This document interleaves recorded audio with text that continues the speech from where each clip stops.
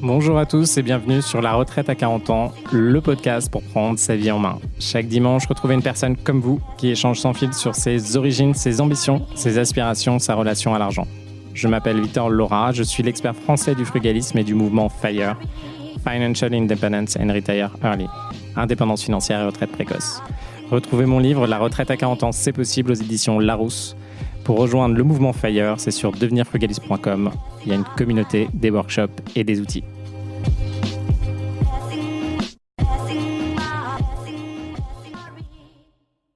Bonjour à tous et bienvenue dans un nouvel épisode de La Retraite à 40 ans. Aujourd'hui, on va parler de la stratégie FIRE 2.0. Alors 2.0, c'est vrai que ça fait un peu un nom has-been, mais bon, on va se lancer là-dessus.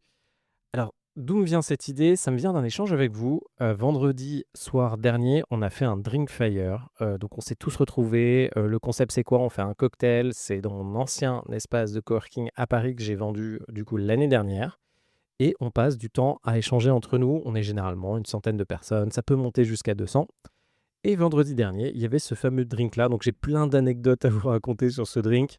Mais j'ai surtout un truc, c'est-à-dire qu'en échangeant avec vous, je vois un petit peu finalement, donc il y a des débutants qui arrivent, qui veulent se lancer, c'est très bien. D'ailleurs, je vous encourage à vous lancer, que ce soit votre premier investimo, la première fois que vous allez devenir indépendant freelance, la première fois que vous allez faire de la sous-loc, la première fois que vous lancez un site internet, un petit business, un side business. Bref, je pense que c'est vraiment essentiel de vous lancer. Et j'ai commencé à penser finalement à cette stratégie FIRE que j'avais détaillée dans mon livre La retraite à 40 ans. D'ailleurs, je vous encourage toujours à l'acheter. Franchement, il a impacté pas mal de vies, toujours disponible, toujours dans les tops des ventes d'ailleurs. Je vous remercie de le laisser dans le top des ventes.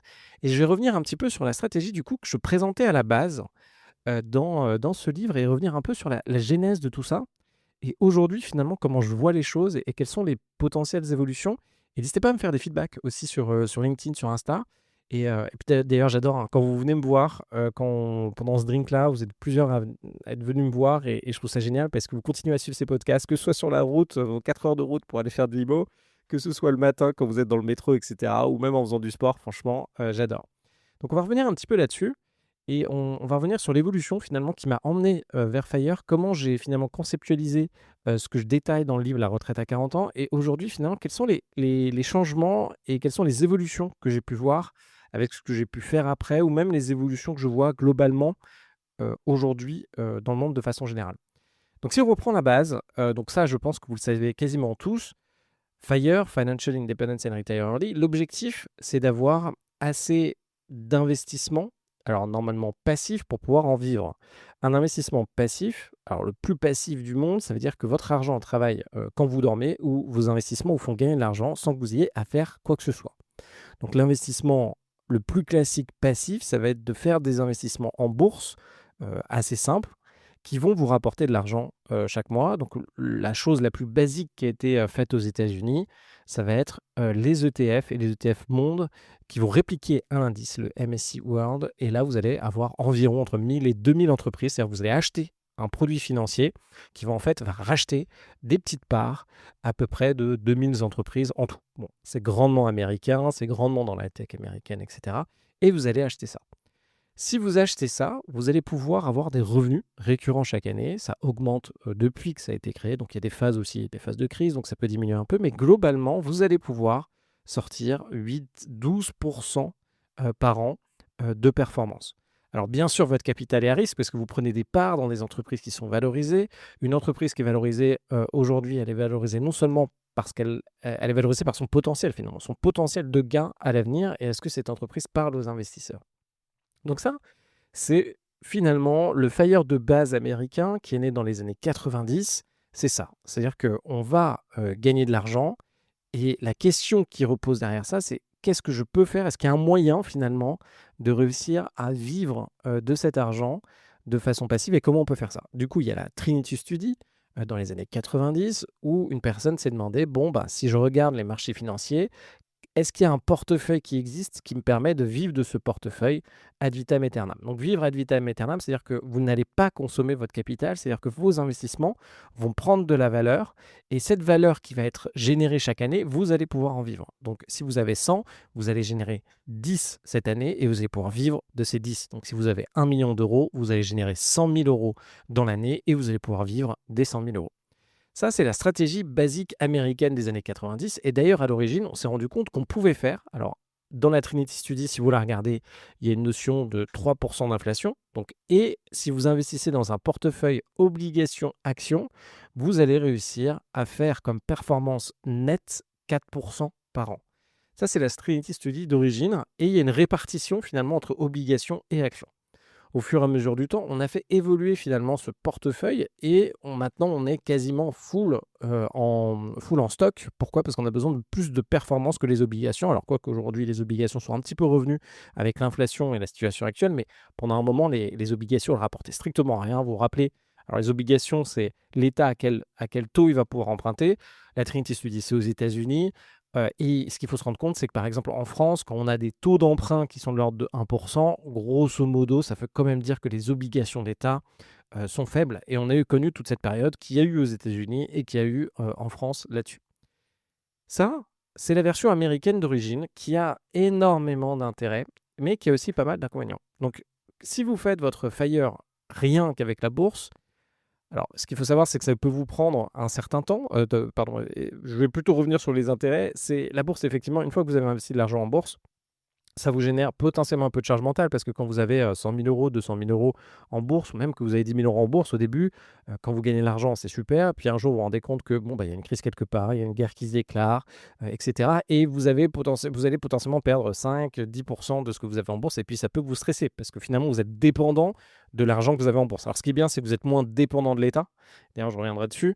Mais vous êtes quand même un peu dépendant des marchés, de la conjoncture et ça peut vous impacter. Alors ça, ce sera tout un travail à faire de votre côté d'un point de vue perso. Le travail, c'est un peu comme quand vous faites de la boxe thaï. Quand vous tapez avec votre jambe contre un bambou, au début ça fait très mal, ça continue à vous faire mal dans le temps, mais finalement vous devenez plus fort, vous ne le sentez plus. C'est pareil quand vous allez gagner de l'argent et que vous allez perdre de l'argent en bourse. Au début, quand vous allez gagner de l'argent en bourse, ça va vous faire énormément d'effets. Vous allez dire: «Oh, tiens, c'est fantastique». Quand vous allez perdre de l'argent, ça va vous faire aussi énormément d'effets. Et finalement, au fur et à mesure du temps, vous allez vous y habituer. Et c'est pas une petite hausse, une petite perte qui vont changer finalement tout ce qui vous arrive. Et ça, c'est très important de le vivre parce que si vous ne vivez pas, vous n'allez pas être en capacité en fait de faire face à ces émotions. Ça, c'est FIRE première version. Ce qui est bien, c'est que ça vous permet de vous concentrer sur votre travail et ça vous permet de vous concentrer sur vos économies. Donc, ce que vous allez faire, c'est prendre un travail ou des stratégies de boulot, donc ça peut être un boulot ou plusieurs, pour faire un maximum d'argent avec les capacités que vous avez aujourd'hui et après économiser un maximum sur ce que vous gagnez. Donc, économiser un maximum sur ce que vous avez. Là, normalement, il y a globalement beaucoup de contrôle.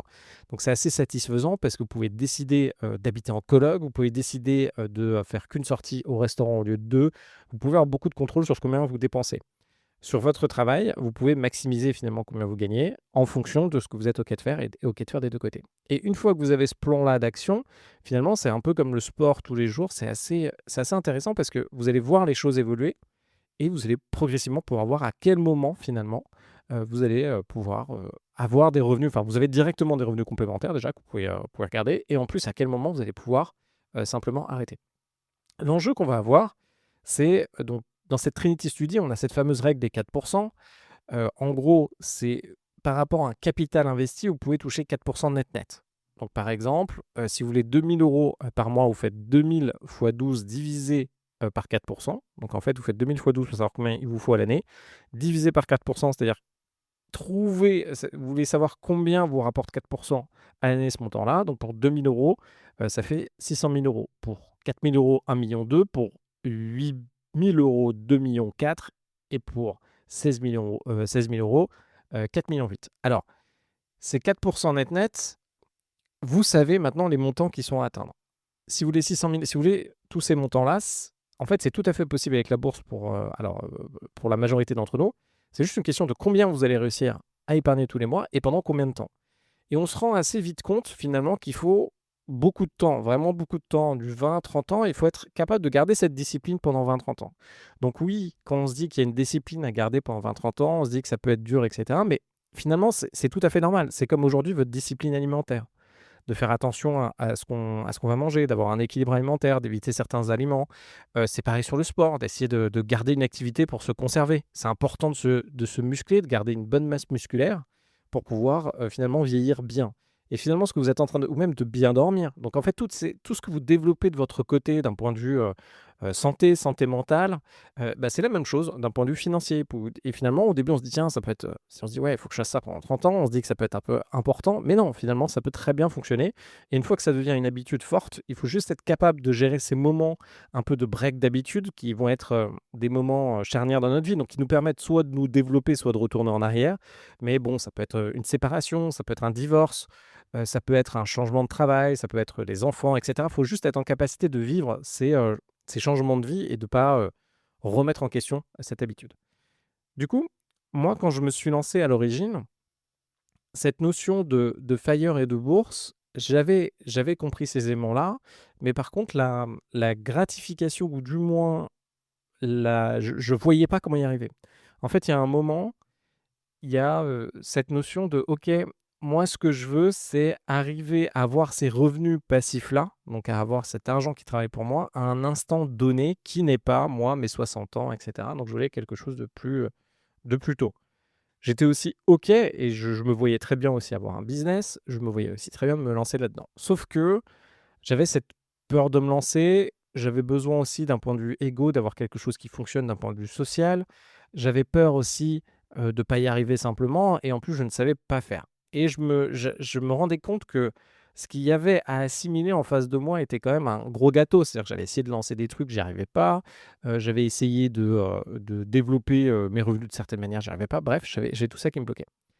Du coup, moi, ce que j'ai fait en commençant, c'est que j'ai directement commencé par l'immobilier. J'ai directement commencé par m'acheter un premier appartement à Paris, mais je m'étais rendu compte qu'il fallait investir, mais je ne savais pas trop quoi. Bref, j'ai commencé à faire ça, j'ai commencé à rentrer dans l'action. En même temps, j'ai commencé à essayer de créer des boîtes, qui n'ont pas forcément marché, qui ont été revendues pour des bouchées de pain, et cetera. Mais j'étais vraiment dans l'action et je pense que c'est ce qui est essentiel. Une fois que j'ai fait ce retour d'expérience-là, j'ai du coup avec l'immobilier, je suis allé assez loin. En même temps, j'ai développé pas mal, ma valeur sur le marché du travail, et j'ai pu avoir des salaires assez conséquents. Et c'est à ce moment-là, finalement, où j'ai atteint, moi, l'objectif que je voulais. Du coup, mon premier objectif à 30 ans, c'était ces 4 000 € par mois. Donc ça m'a quand même pris pas mal de temps et je pense qu'on peut le faire beaucoup plus rapidement et que j'ai perdu beaucoup de temps en allant là-dedans.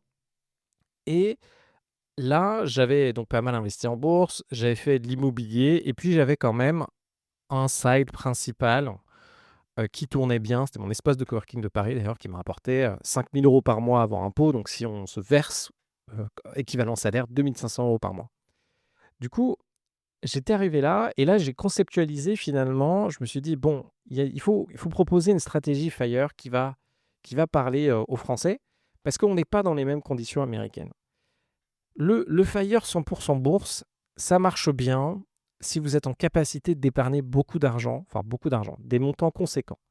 En France, quand on est salarié, l'argent qu'on a à la fin sur son compte bancaire, je revoyais un documentaire, sur YouTube. Il y avait un gars, ça faisait 30 ans qu'il travaillait en tant que conducteur, de travaux et il recevait sur son compte bancaire 2 500 €, entre 2 000 et 2 500 €, alors que son employeur lui payait 7 000 €. Alors pourquoi? Parce qu'il y a les fameuses taxes ou les cotisations patronales, donc des choses vous allez cotiser pour vous, mais vous allez aussi cotiser pour les autres. Donc vous allez mettre de l'argent pour les familles, vous allez mettre de l'argent pour les personnes indépendantes, vous allez mettre de l'argent pour plein de choses.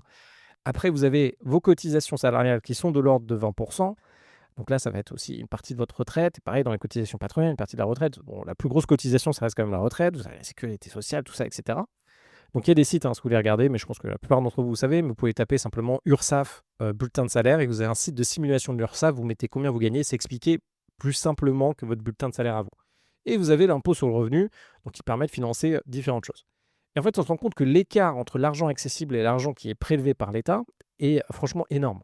Alors qu'aux États-Unis, quand vous êtes freelance, vous n'avez pas cet écart-là. Alors attention, parce que le modèle français veut essayer de ramener les freelances dans le modèle, donc en fait, veut vous pomper un maximum d'argent pour contribuer pour tout le monde et aussi pour vous protéger. Pour certaines personnes, oui, ça fonctionne.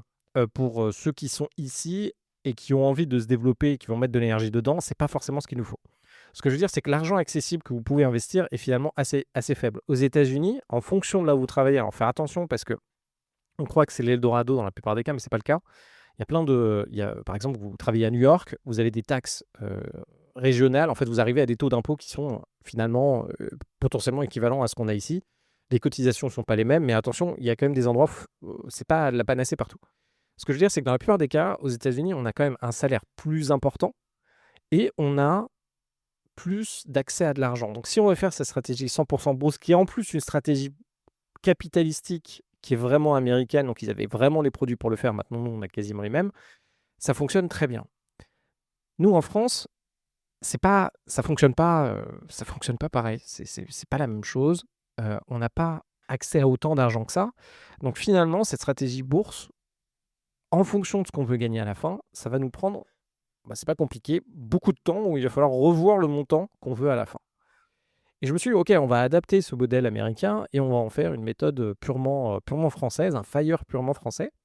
Et du coup, j'ai répliqué finalement ce que moi je faisais et c'était en plusieurs phases. La première phase, comme d'habitude, c'est déterminer ce que vous voulez, ce qui est sûrement très dur et ce qui évolue énormément dans le temps, on ne s'en rend pas compte. Donc la première phase, c'est de se dire, OK, voilà moi la vie que je veux, concrètement, de se redire, c'est quoi la vie que je veux et séparer des attentes des autres. Et c'est très très dur. Et même moi aujourd'hui, il y a des moments où je me dis, mais est-ce que c'est moi qui veux ça? Est-ce que je veux réellement ça? Et là, il y a un gros travail d'introspection. Et d'ailleurs, il y a plein de méthodes. Je vous ferai un épisode là-dessus pour clarifier ça de votre côté. Mais là, potentiellement, on est beaucoup habité à Paris, habité dans des grandes villes. Mais est-ce que c'est vraiment essentiel pour nous? Est-ce que dans ce qu'on veut, est-ce qu'on profite vraiment de Paris?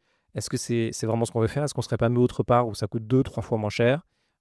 Etc., etc. Une fois que vous avez déterminé ce que vous voulez, il faut calculer combien ça vous coûte tous les mois et déterminer aussi combien va vous coûter votre vie future tous les mois. Donc si vous voulez un enfant, c'est à peu près 1 000 € par mois, il y a des aides, etc. Mais moi, c'est ce que je garde. Et en fonction du style de vie que vous voulez, il faut prévoir ces aimants-là.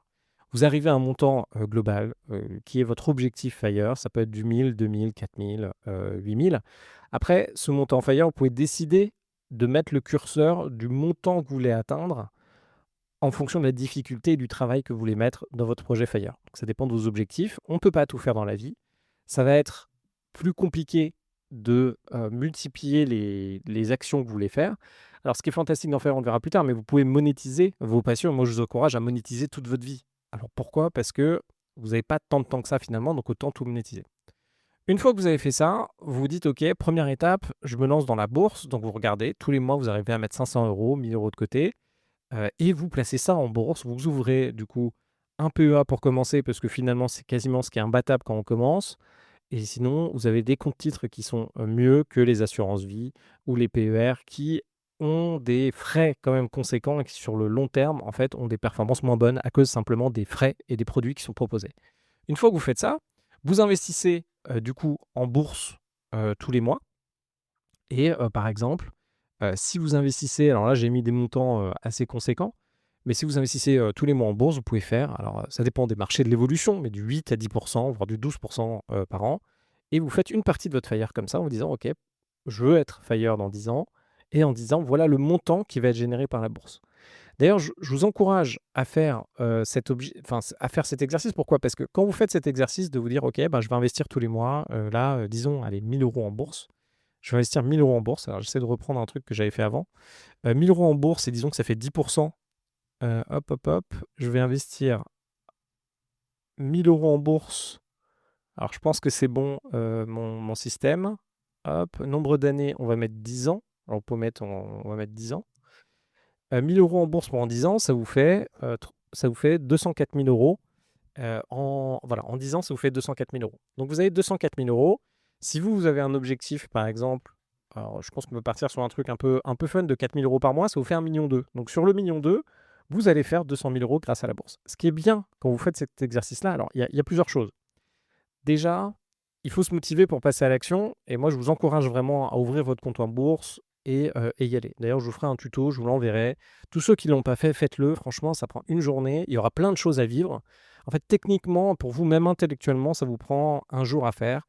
Si vous cherchez à tout comprendre sur la bourse, vous n'allez jamais le faire parce que même moi, je sais absolument pas tout de la bourse alors que c'est un sujet qui me passionne, que j'étais assistant trader à un moment, que j'ai beaucoup investi. Bon, bref, oui, mais je ne sais pas tout en bourse et surtout ne vous lancez pas là-dedans. Il faut commencer par petit et il faut surtout commencer par passer à l'action et faire quelque chose qui est à votre portée. Une fois que vous avez fait ça, ok, super. Donc en 10 ans, vous savez que vous avez 200 000 euros en bourse sur votre objectif d'1,2 million. Donc nous, on se rappelle, on veut gagner 4 000 euros par mois. Donc vous allez avoir 200 000 euros de votre objectif qui est réalisé. Et après, vous êtes bloqué. Donc qu'est-ce que vous faites? Et moi, dans cette première méthode, Fire, je me suis dit: «OK, on va faire quelque chose de». Alors pour moi, la bourse, c'était simple. Alors moi, je pense que c'est très simple et pour les nouvelles générations, ce sera beaucoup plus accessible. Il y a aussi toute la génération crypto où ils ont été habitués à faire ça et puis maintenant, les outils sont beaucoup plus simples qu'avant. Donc déjà, on peut y aller. Après, vous passez à l'immobilier. L'immobilier, ce qu'il faut se rendre compte, c'est un investissement locatif pour 100 000 euros investis, vous pouvez faire 300 euros de cash flow par mois. Alors attention, le cash flow, il y a cette notion d'impôt. Si vous faites de l'investissement en LMNP, par exemple, donc du meublé que vous allez louer, effectivement, pendant 10 ans, vous n'allez pas avoir d'impôt et ça vous permet grandement d'enclencher la machine. Sinon, il y a d'autres techniques où vous allez avoir pas ou peu d'impôts, comme la CILIS, mais attention parce qu'il y a des frais supplémentaires.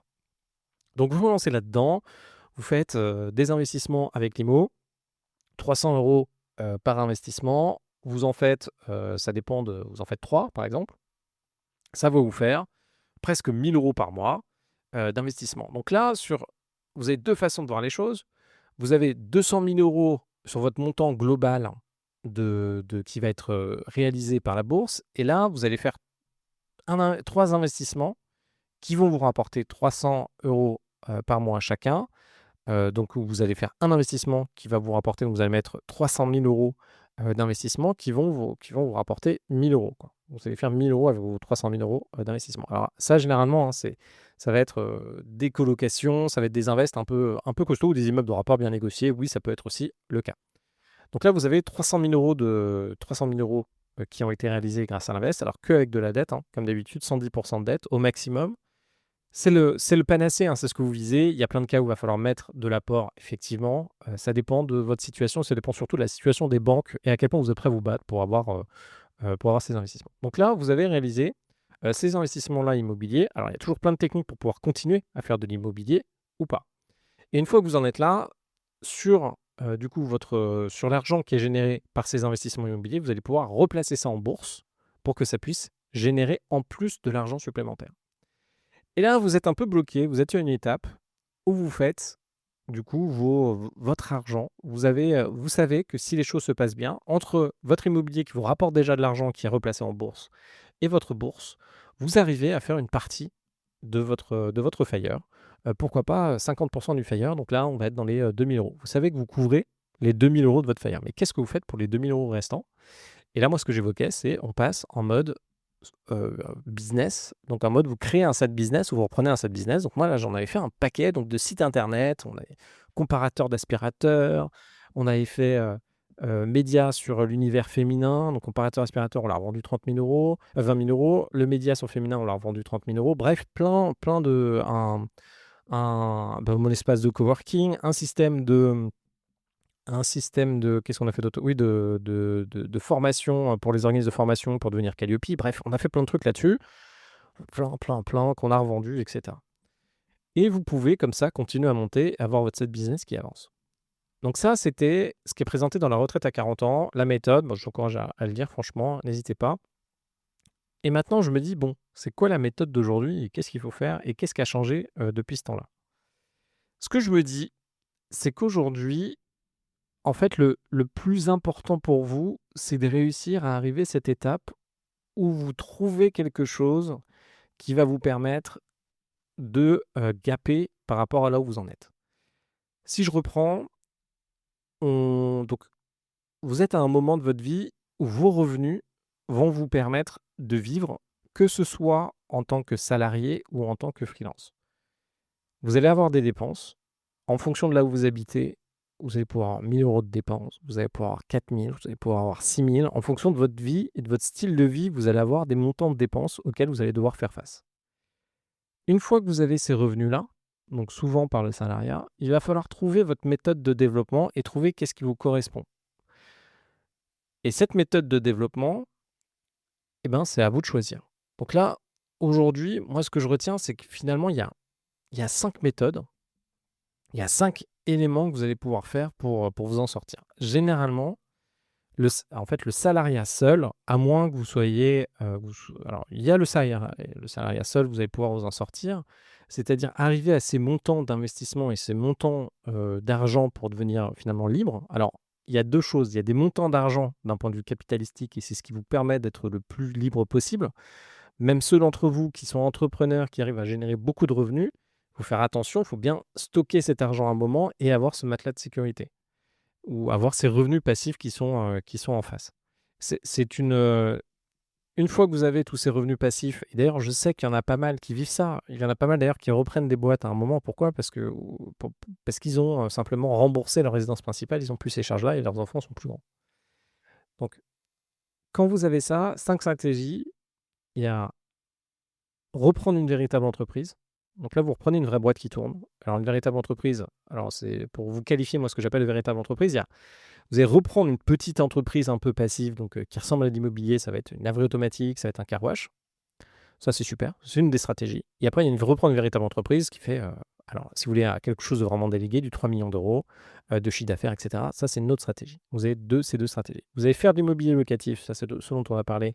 Et ça, souvent, moi, je vous encourage vraiment à tester ce truc-là, parce que quand vous êtes en CDI et que vous commencez, c'est quelque chose qui est finalement assez simple et qui vous permet d'avancer simplement et de passer à cette étape un peu business.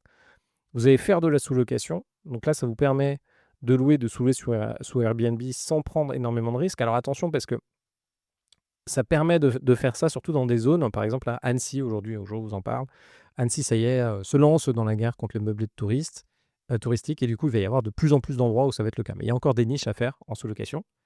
Faire du solopreneur, là, ça va être utiliser votre savoir d'aujourd'hui. Donc peu importe où vous êtes et ce que vous faites. Par exemple, là, vendredi dernier, j'étais avec un gars qui fait des cellules pour les batteries.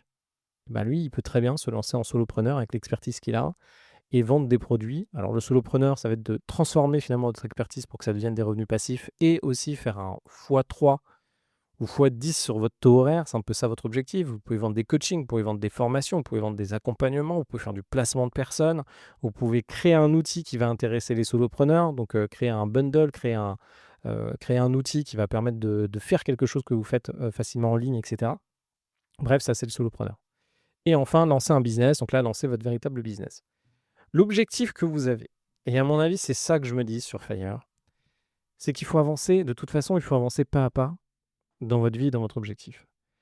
Là, aujourd'hui, avec le contexte actuel, donc l'immobilier est toujours pour moi quelque chose de structurant et qui parle à beaucoup de personnes, qui est quand même quelque chose qui est un très bon premier geste à faire. Et pour beaucoup d'entre vous, vous allez adhérer à l'immobilier et rien qu'avec l'immobilier, vous allez pouvoir faire. Donc il y a aussi l'immobilier en business qui va être le marchand. Vous allez pouvoir faire une grande partie de votre Fire, même faire votre Fire pour certains qui m'écoutent. Là, j'étais encore, là, je vous parle du drink, je discutais avec un Fire qui, lui, fait 30 000 euros de cash flow par mois, avec principalement des colocs. Ben, c'est très bien, vous pouvez faire comme lui, vous pouvez très bien arriver à ça. Après, ça va demander une certaine ADN, en fait, ça va vous forger. C'est assez marrant parce que c'est comme les métiers qui se traduisent physiquement sur les personnes. Vous voyez un boulanger, enfin, du moins avant, on voyait un boulanger, le boulanger il ressemble à un boulanger. On voit un flic qui ressemble à un flic. Voilà, pour la plupart des gens, ça, un métier forme. Vous avez un tennisman, le tennisman ressemble à un tennisman, un mec qui fait du conseil, il ressemble à un mec du conseil. Pour la plupart des boulots qu'on est en train de faire, ça nous, physiquement, on ressemble à ça. Pourquoi? Parce que vous avez des choses, vous êtes confronté à une vie qui est à peu près similaire. Entre nous tous, là, quand on fait de l'immobilier, on va être confronté aux mêmes problématiques, on va être confronté aux mêmes enjeux. Et vu qu'on est confronté à la même chose, physiquement, on va se ressembler. Et l'immobilier, ça va vous développer certaines compétences et aussi ça va vous permettre de comprendre plein de choses. Et il faut trouver finalement quelle est la prochaine action qui va vous permettre de passer à ça. Si c'est l'immobilier, c'est fantastique. Si ça va être de créer un side business, c'est fantastique. Si ça va être de reprendre une boîte, c'est fantastique. En fait, il faut trouver votre prochaine action qui va vous permettre d'atteindre et de franchir ce pas et finalement d'avancer et de comprendre comment vous allez pouvoir maximiser ce que vous gagnez et atteindre cette liberté en fin de compte. Ce qu'il faut savoir, c'est qu'au fur et à mesure du temps, quand vous allez vous lancer dans ces différentes activités, vous allez apprendre à les aimer et vous allez finalement développer vos compétences. Par contre, là où moi je me suis trompé, c'est que je ne suis pas allé assez à l'essentiel sur chacune des verticalités. C'est-à-dire, si vous faites de l'IMO, que vous faites bien, vous le faites à fond, rien qu'avec l'IMO, vous pourrez réussir. Et franchement, ceux d'entre vous qui mettent de l'énergie dedans, qui ont envie de tout défoncer, allez-y. Parce qu'une fois que vous avez compris, comme voilà, vous faites 30 000 euros grâce à l'immobilier, vous faites 30 000 euros grâce à l'immobilier. Vous voulez reprendre des laveries automatiques, vous pouvez faire 30 000 euros en prenant des laveries automatiques. Pareil pour des car wash. Vous voulez reprendre une véritable entreprise, vous reprenez une belle boîte, voire deux, vous la reprenez, vous bossez dedans, et le projet fait que vous allez atteindre votre objectif. Pareil sur la sous-loc, pareil sur le solopreneur, pareil sur lancer un business. Une fois que vous avez trouvé, en fait, l'enjeu, c'est on atteint tous une limite. Et nous, ce qui va être intéressant pour nous, c'est de réussir à la dépasser, ou sinon, effectivement, on va changer de sujet. Par contre, cette limite, c'est un peu problématique. Alors, c'est par exemple, si là, aujourd'hui, vous êtes dans une boîte, vous gagnez 80 000 euros à l'année. Si vous ne gagnez pas 120 000 euros, il faut regarder quelles sont les limites qui sont en face de vous. Potentiellement, vous n'êtes pas dans un secteur où on paye 120 000 euros, donc il faut changer de secteur. Est-ce que vous êtes prêt à changer de secteur ou à changer de boîte? Potentiellement, vous n'êtes pas OK, ou vous n'êtes pas assez bon en politique pour monter et choper les tafs du dessus. Bon, bah, faut devenir meilleur en politique et choper les tafs du dessus. En fait, en face de vous, il y a votre limite. Et après, il faut voir par rapport à votre valeur, par rapport à l'énergie que ça vous demande, est-ce que vous êtes OK ou comment vous pouvez franchir cette limite-là? Et il y a un truc qui est assez fort, c'est que sur ces différentes verticales, alors que ce soit l'immobilier locatif, la sous-location, le solopreneur, le business, la petite boîte, etc., on va à chaque fois chercher à faire ce qui est le mieux et ce qui a le plus de ROI. Par contre, il faut trouver, enfin l'herbe n'est pas plus verte à côté, quoi. Le solopreneur, moi je trouve que c'est fantastique, ça vous permet, alors si vous êtes entrepreneur aujourd'hui, vous gagnez dans les 100 000 €, enfin vous êtes, freelance aujourd'hui, vous gagnez dans les 100 000 € à l'année, 100-150, vous allez pouvoir passer à 300 000, voire, et si vous êtes déjà à 200 000 et que vous êtes un peu pushy, vous êtes prêt à franchir les étapes du solopreneur.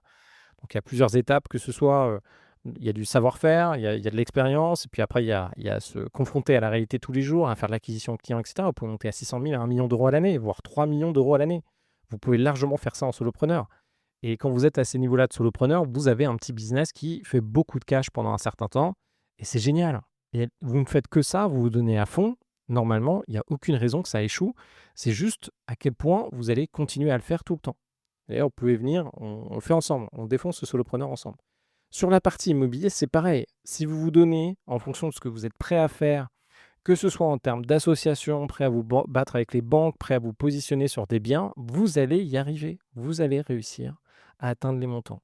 Pareil sur les petites boîtes. Une fois que si vous êtes prêt à prendre votre voiture, à aller dans des endroits où les laveries automatiques sont à 10 000 euros, vous en rachetez plusieurs, vous les retapez, vous les remettez, ça va fonctionner. Effectivement, il y en a certaines des laveries automatiques qui ne marcheront pas. Il y a de fortes chances que ça arrive, mais c'est pas grave. Pareil dans le locatif. Tous vos biens locatifs n'auront pas la performance absolue. Je sais qu'au début, on veut faire des trucs pour que ça marche bien, on donne toute son énergie et on ne veut pas avoir l'échec. Mais bon, ça arrive et puis c'est pas grave. Pareil dans le solopreneur, vous allez vous battre, vous allez créer un produit, finalement le produit va pas marcher. Finalement, vous allez avoir l'impression d'avoir perdu du temps, puis vous recommencez, puis au fur et à mesure du temps, ça va marcher. Donc en tout cas, moi, ce que je voulais vous dire dans cet épisode, c'est qu'est-ce que vous peu importe ce que vous allez choisir, ça va porter ses fruits. Par contre, il y a des choses qui, je pense, moi, sont statistiquement plus compliquées que d'autres. Par exemple, vous voulez lancer un business aujourd'hui et vous voulez en faire de l'argent, en fonction de votre maturité d'aujourd'hui pour réussir à, confirmer que votre idée business fonctionne, attention à tout ce qui demande énormément de temps à être validé. Le moins vous êtes confronté à la réalité. Par exemple, faire un investissement locatif, vous venez là, nous, franchement, en 4 mois, vous avez votre invest qui est acheté. Et si vous ne l'avez pas fait, vous savez sur quoi vous butez. C'est pas compliqué. Vous allez, ensemble, on va identifier quelles sont des villes où ça marche. Je vais valider avec vous des deals. Je vais même vous dire, tiens, voilà, il y a ça là-bas, tu peux l'acheter, ça gagne. Et là, on va voir si vous achetez ou pas.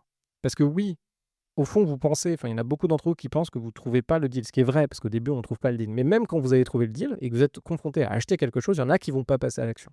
Qui vont se dire: «Ah zut, finalement, bah, si j'achète un bien immobilier, je vais gagner que 300 balles avec ou 500 balles. Bon, en fait, est-ce que c'est suffisant? Qu'est-ce que je fais derrière?» et cetera. Enfin bref, pour plein de raisons, il y a ou ouais, ou le secteur, ouais, ou s'il se passe une crise politique, qu'est-ce qui va se passer et cetera. Vous allez trouver plein de raisons. Je sais pas. Après, ça va être à nous de travailler au fond sur quelle est votre problématique de fond. Donc, vraiment comprendre ce qui se passe chez vous. Mais en gros, vous allez être confronté à, bah, la limite que vous avez aujourd'hui et c'est pas grave, on a tous nos limites. Moi, j'ai pareil, j'ai mes limites comme vous. On a tous nos limites d'aujourd'hui et l'objectif, ça va être de les dépasser ces limites-là pour arriver à quelque chose qu'on n'a pas dans notre quotidien, qui est votre objectif et en gros, sur ces différents éléments, si vous faites une stratégie, on peut se mentir à tous. Voilà, on a tous des choses qu'on doit savoir faire aujourd'hui, qu'on doit dépasser pour atteindre l'étape d'après. Généralement, pour la majorité d'entre nous, c'est un passage à l'action, une prise de risque. C'est décrocher son tel, parler à un client, vendre un produit. C'est aller faire une visite, se dire valider tout intellectuellement d'un appart et dire ok, je l'achète.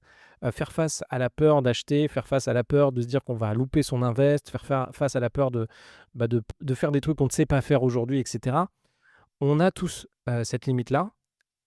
Mais il y a des trucs, par exemple, si aujourd'hui vous dites: «OK, je vais lancer un business, ça va être, 10 agents, ça va être, je sais pas, un modèle d'agent ou ça va être un truc lié à Airbnb pour de faire de la recommandation entre personnes». Enfin bref, vous voulez lancer un business. Le problème quand vous faites ça, quand vous êtes un peu dans l'intellectuel et dans la joie de penser à de la créativité de business, le décalage entre vous avez votre idée et vous avez un client, vous dites: «OK, ben, il faut que je travaille 6 mois, 1 an ou 2 ans sur mon projet avant d'avoir mon premier client». En fait, quand vous faites ça, vous êtes en train de vous créer votre zone de confort là. Vous créez votre zone de confort, vous êtes bien, vous dites: «OK, j'ai 2 ans pour faire mon truc» et vous vous confrontez pas aux vraies problématiques de votre business.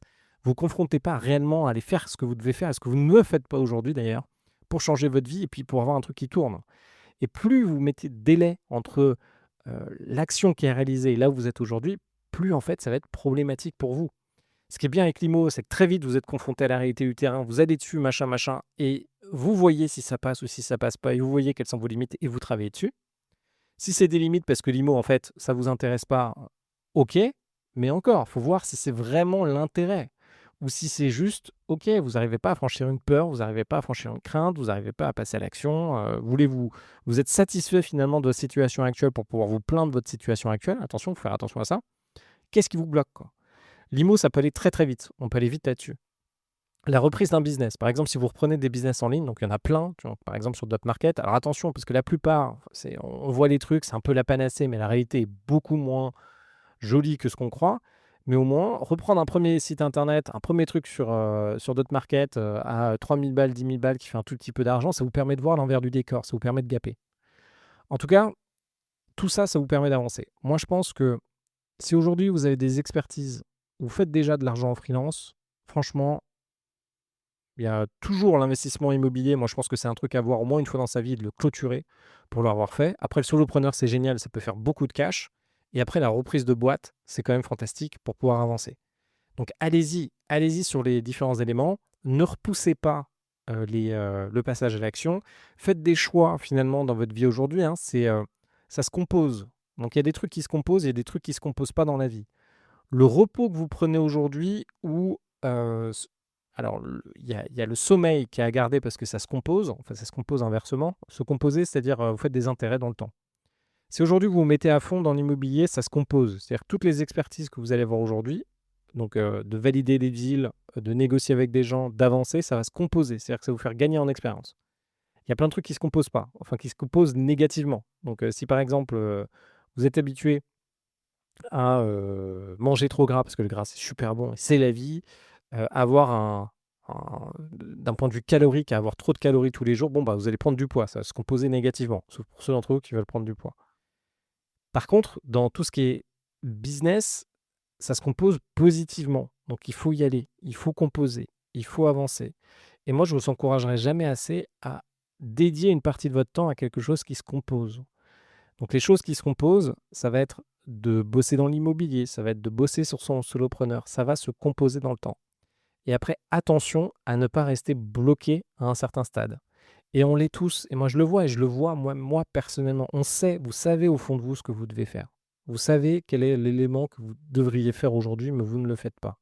et ben, il va falloir se prendre, alors généralement, moi, c'est assez souvent la frustration qui arrive, il va falloir le faire. Il va falloir passer à l'action pour franchir cette étape-là et passer au step d'après. Ce que je voulais dire sur ce FIRE, il y a ce fameux FIRE par la bourse, c'est très bien. C'est très bien de le mettre en place. Alors après, ça dépend vraiment de ce que vous voulez faire. Si vous voulez garder votre travail, alors oui, alors il y a aussi des mensonges. Pardon, il y a aussi des mensonges qu'on se raconte parce que j'en discutais l'autre jour avec une personne de mon training. On va se raconter, qu'est-ce qu'on peut se raconter comme connerie, mais qu'est-ce qu'on peut se raconter comme connerie? En fait, pour minimiser le passage à l'action, il y en a beaucoup d'entre vous qui vont me dire: «Oui, moi j'aime mon boulot je l'adore» et cetera, et cetera. OK, moi je suis OK, j'adore. Enfin moi j'aime que vous aimiez votre boulot, vous aimez vos collègues et tout, c'est fantastique, c'est très bien. Sauf que cette lecture de la réalité, c'est votre lecture actuelle. Donc c'est aujourd'hui, par exemple dans cette heure ou cette semaine, vous aimez votre boulot, pourquoi? Parce que vous avez des collègues sympas, parce que votre boss est sympa, parce que ce qu'on vous demande de faire la journée, ça correspond à vos compétences d'aujourd'hui et à ce que vous aimez faire aujourd'hui. Sauf que je peux vous garantir à 100 que ce ne sera pas le cas demain.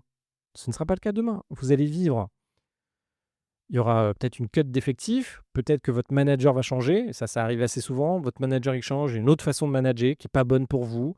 Vos collègues vont peut-être partir ou vont peut-être aller dans d'autres endroits. Peut-être que ce qu'on va vous demander de faire, ça va évoluer. Tous les boulots évoluent dans le temps. Il y a quasiment, enfin, je pense qu'il y a aucun métier, qui reste le même avec le temps. Même si vous faites de l'artisanat, il y a un moment, bon, bah, je sais pas quoi, les impôts vous demandent un autre truc, vous êtes obligé de faire et cetera, et bref, vous allez devoir évoluer donc profitez de ce métier que vous aimez là maintenant. Par contre, donnez-vous la capacité de pouvoir faire ce que vous voulez à l'avenir. Et pour pouvoir faire ce que donc vous allez toujours, alors vous inquiétez pas, vous allez toujours pouvoir changer de boulot pour trouver un métier qui est intéressant à côté. Je pense que ça arrivera, mais attention aux conditions qu'on vous demandera pour la rémunération qui est en face. Et une fois que vous savez ça, allez-y parce que en fait, c'est souvent de se dire: «Ouais, finalement, mon boulot, je l'aime bien» et on se remet dans cette situation de confort, quoi. On est dans ce truc de confort parce que, bon, on aime bien son boulot, mais ça prend du temps quand même, ça prend de l'énergie et on reste dans ce truc de confort. Vous restez dans votre vie de confort qui est en fait une vie d'inconfort, mais vous ne le voyez pas et surtout vous préparez pas le truc de demain. Je reviens sur le petit documentaire de YouTube que j'ai vu sur les impôts. Il y a un truc qui m'a tué, alors je sais plus comment il s'appelle ce documentaire sur YouTube, mais bon, je pense que si vous tapez, impôts et les Français, vous allez le retrouver. Et dans ce documentaire, on voit des personnes qui font la queue, enfin personnes qui ont une retraite de 800 balles ou 1000 balles et où l'État s'est planté sur leur prélèvement parce qu'ils ont fait un changement de taux, de je sais pas quoi, et ils font la queue pour aller dire aux impôts: «Ah, vous êtes trompés, vous m'avez pris 300 € de plus, je peux plus vivre». Mais ça, je sais pas comment, vous, quelle est votre vision de votre vie, mais moi, c'est impensable que je sois dans un truc comme ça. Impensable que je laisse ma vie et dépendre, ma santé, financière et mentale, surtout quand vous êtes faible, dans un moment faible de votre vie, à un État qui, en même temps, factuellement nous montre qu'il fait n'importe quoi. L'État français fait n'importe quoi. Donc moi, c'est inconcevable, que je n'ai pas les outils et les armes pour pouvoir me battre et être dépendant d'un État qui, du jour au lendemain, déjà peut faire faillite. Vous voyez très bien, ce qui se passe avec, le PSG. Quand le PSG gagne, ça devient des émeutes où, je sais pas, les gens tapent des trucs, OK, super. Moi, inconcevable que je reste dans un truc où j'ai pas la maîtrise de ma vie, quoi, où je me prends pas en main, où je peux pas choisir de partir. On peut tout choisir de partir, choisir de bouger, choisir de pouvoir vivre comme je veux, choisir de demain de pouvoir, me lever quand je veux, de faire les projets que je veux et cetera. Et vous, c'est pareil. Donc même si aujourd'hui, donc faites très attention à tous ceux d'entre vous qui sont dans des cages dorées aujourd'hui, profitez, mais par contre, c'est le moment où vous devez garder l'effort. C'est exactement la même chose en sport ou la même chose en business. Vous arrivez à un stade, par exemple en business, où vous gagnez, où ça marche bien. Vous gagnez bien, sauf que j'oubliais l'effort qui est nécessaire pour bien gagner. Et en fait, ce que vous ne comprenez pas, c'est que c'est ce que vous avez composé dans le passé, en fait, pour arriver à ce stade-là où vous gagnez bien. Eh ben, ne perdez jamais cette niaque de bien gagner votre argent. Pourquoi? Parce que c'est peut-être une phase temporaire. C'est souvent une phase temporaire. Je vois pas mal de potes entrepreneurs, à un moment, ils gagnent très bien chaque mois et je les vois se relâcher. Sauf que, en fait, le relâchement que vous allez avoir maintenant, ils vont vivre dans un an. Dans un an, ils seront relâchés. Ils n'ont pas juste gardé, ils ont oublié ça. C'est pareil. Et dans un an, ça marchera moins bien. C'est pareil sur votre aptitude physique. Vous arrivez à un stade où vous êtes bien physiquement et là, vous relâchez. Donc hop, vous recommencez, pourquoi pas, à picoler, avoir un décalage en termes de calories, vous arrêtez le sport et tout, puis un an plus tard, paf, vous vous retrouvez dans l'autre sens. C'est exactement pareil. Donc en tout cas, pour ce FIRE, moi ce que je voulais vous dire, c'est bougez-vous. allez-y les gars, les filles, allez-y, foncez. Prenez vraiment un sujet là que vous allez killer et prenez du pied à le faire. Franchement, on peut se marrer sur chacun de ces sujets-là. Tout est mais même vos passions, vous le savez, il y a à chaque fois un moment où c'est un petit peu dur, où faut taper dedans. Mais prenez un de ces sujets-là et allez-y et franchement, foncez là-dessus. En tout cas, n'hésitez pas à m'envoyer un petit message, sur LinkedIn, à laisser 5 étoiles à ce podcast. J'ai vraiment besoin de vous pour avoir 5 étoiles et on continue ensemble. Je vous réserve toujours, des contenus au top. Je continue à bosser pour vous sur pas mal de sujets, donc on fait ça.